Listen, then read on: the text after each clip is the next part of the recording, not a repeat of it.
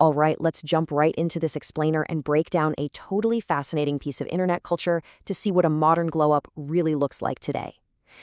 When we hear the phrase glow up, we usually picture those classic before and after photos, right? A sudden, super dramatic physical transformation. But in today's digital world, that definition has evolved into something way more complex, heavily structured, and honestly, pretty intense. Today, we're going to explore a viral daily schedule that completely rewrites the whole concept of self-improvement. What is absolutely wild about this routine is that it's a literal 14-hour, minute-by-minute blueprint for a better you, complete with emojis. This isn't just some vague list of nice-to-have goals. We are looking at a rigid, time-stamped itinerary that kicks off the exact second the alarm rings at 8 a.m. and does not stop until 9:45 p.m. It's really the perfect snapshot of how the modern internet approaches self-care right now, treating it almost like a high-level executive schedule that has to be aggressively managed and totally optimized. To really unpack this, we're going to deconstruct the schedule into 5 key themes. 1, the glow up blueprint. 2, morning momentum. 3, mind and body wellness. 4, the art of chilling. And 5, the evening wind down. Starting with number 1, the glow up blueprint, or how we go about structuring self-care. The crucial takeaway here is that a glow up isn't just a quick makeover anymore. It is a meticulously planned daily lifestyle. It's designed to optimize literally every waking minute. If you look closely at the framework, the author is trying to strike this perfect, almost utopian balance. They want to be crazy productive, look aesthetically flawless, reach total mental zen, and still manage to get enough rest. It really makes you wonder, is it actually possible to schedule perfection, or is the mere act of scheduling it the real goal we're chasing here? Let's move into part 2, morning momentum, covering 8 a.m. to 9 a.m.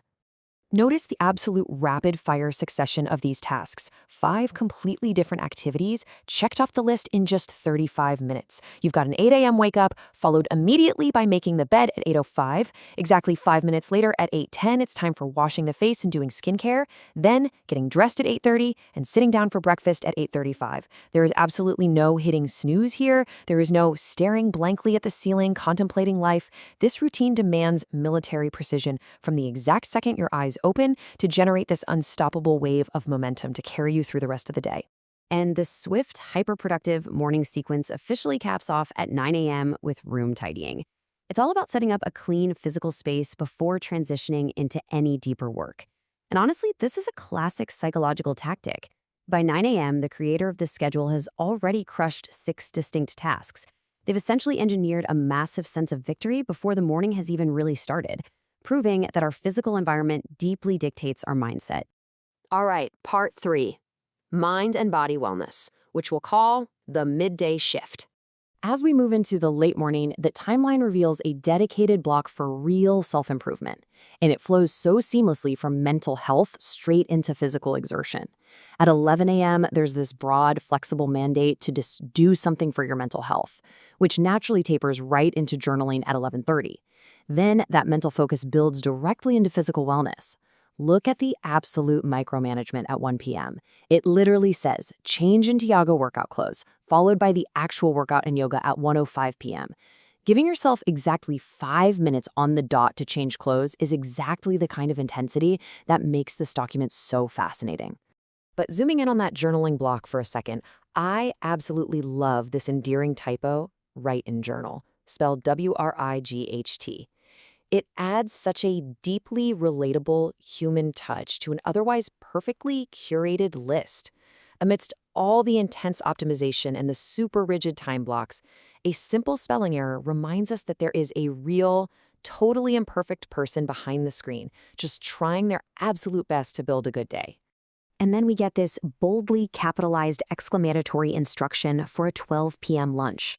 It perfectly captures the enthusiastic, almost demanding motivation of the author. It doesn't just say, eat lunch. No, it's an all-caps order from your own past self, shouting at you right off the page with 3 exclamation points to make sure you don't ruin your morning momentum with a bad dietary choice. It is self-parenting at its absolute finest. Moving right along to part 4, the art of chilling, or as I like to call it, mandated rest. 4. That is the total number of explicit daytime blocks dedicated quite literally to just chill with a little grinning emoji. And this proves that a modern glow-up isn't actually just about the constant hustle. This completely flips the script on what we've come to expect from internet productivity culture. The author isn't trying to grind for 14 hours straight. They are actively scheduling their downtime with the exact same level of respect and rigidity as their workouts. If we estimate the gaps between the scheduled tasks, we can see just how much these massive, luxurious blocks of downtime completely dominate the afternoon.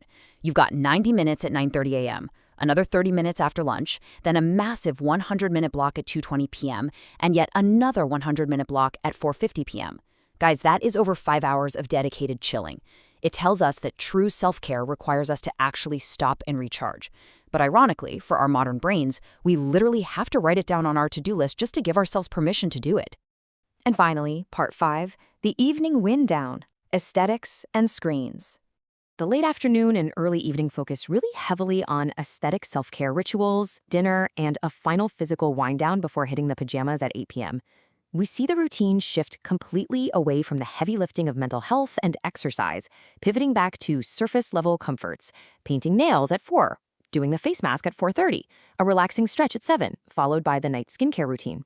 It's a very deliberate, super gradual ramp down designed to just wash away the day and prepare the body for rest. But I love how this contrasts the highly curated wellness habits with universally relatable reality. How do we end a perfect, totally optimized day? By immediately staring at our screens. After all the yoga, the deep journaling, and the all-caps healthy eating, what actually happens at 8:10 p.m.? Netflix. And what happens at 9:35 p.m., right before closing our eyes? Doom scrolling through the phone. It's this hilarious, totally honest admission that no matter how much we glow up, we're all still deeply tied to our digital comforts at the end of the day. But despite those late digital distractions, the routine strictly mandates sleep at exactly 9:45 p.m.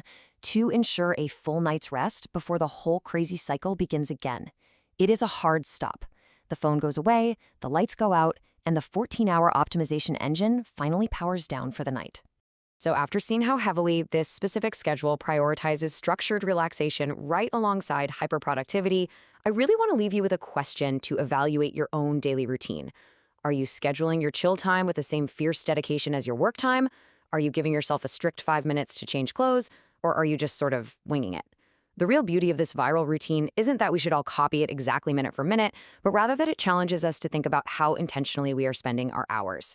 So take a good look at your own day and ask yourself, what does your ideal balance really look like?